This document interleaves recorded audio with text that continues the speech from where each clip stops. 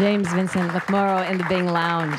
James, it's great to have you here. It's been kind of a crazy afternoon for you. I've never arrived somewhere and played so quickly in my life. But.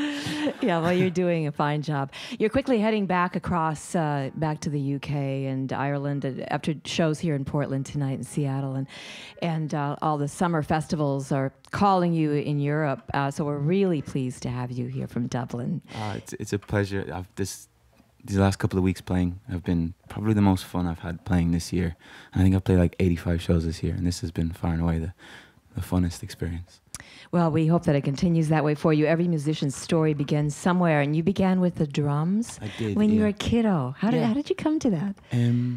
Really, everybody played guitar and everybody sang. And I'm from Ireland, and everybody in Ireland, I think, is given a guitar at birth. You're passed off to your mother and you're handed a guitar.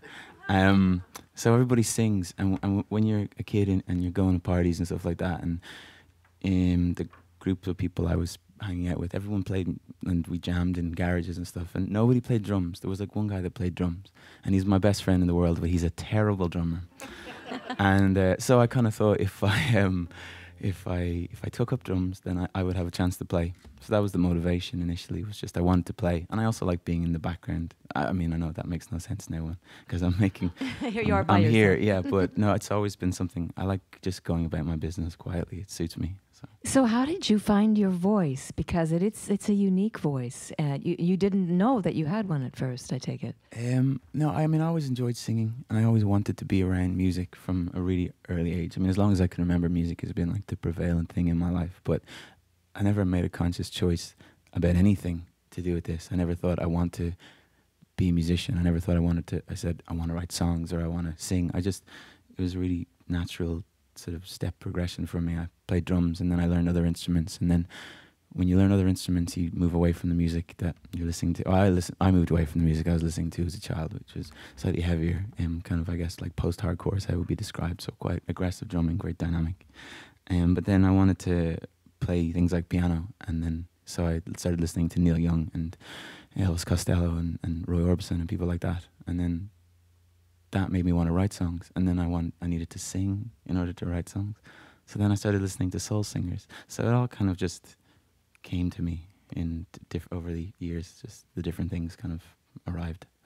So writing music and doing all that kind of creative stuff is so mystical and magical. I don't know that even an artist can explain quite how they do it. But I wanted to have you talk a little bit about how your album was made. Early in the morning, and I want to know set the scene for us. You're on this isolated spot on the coast somewhere in Ireland for 5 months. Yeah. By yourself? You pretty much, that's it. Yes, next question. No. Taking all the mystery away. No, that's exactly how it went. I mean, I tried making a record in the studio and it profoundly did not work. Like, I'm not a studio musician, and not that I don't work well with others, but I just always enjoyed my own company. And especially when I'm making music, I like how I started making demos and stuff was in my house with a little 8-track recorder, just like recording on 7 tracks and then mixing them down to 2 and then just keep going. And that was my love.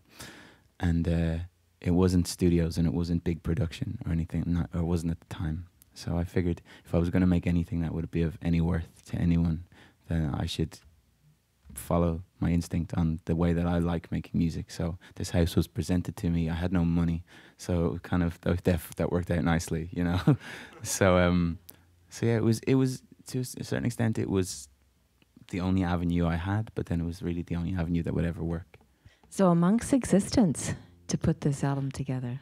Well, I mean, it's almost impossible to live that kind of life in anywhere, but especially Ireland. Ireland is a small country, and I'm never more than 10 minutes from someone that I know. I mean, that sounds ridiculous, but it's probably statistically true.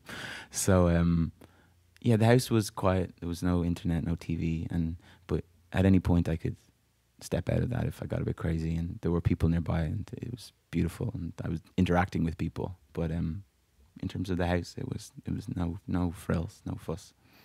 Well, we're along for your ride. James Vincent McMorrow in the Bing Lounge. Oh, thank you. It's very much appreciated.